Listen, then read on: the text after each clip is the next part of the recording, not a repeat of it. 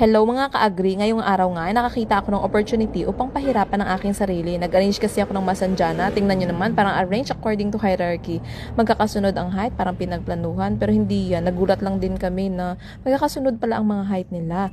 So sa gilid ito ng store, napansin ko kasi ang gaganda ng plants. Kaya lang, walang kaayos-ayos tingnan. Kaya pagagandahin natin. Since marami tayong tirang semento, so yan ang ating gagamitin. So ihanda lang natin ang ating paglalagyan, tapos maghalo-halo na ng semento, tapos magkalagay ng semento ay pagsasalansan na natin ang ating mga stones. So, yung plano ko ay reddish to brownish ang ilagay sa baba, tapos sa taas ay bluish to greenish. Kaya lang wala na akong mahanap na mga ganong stones, kukunti lang.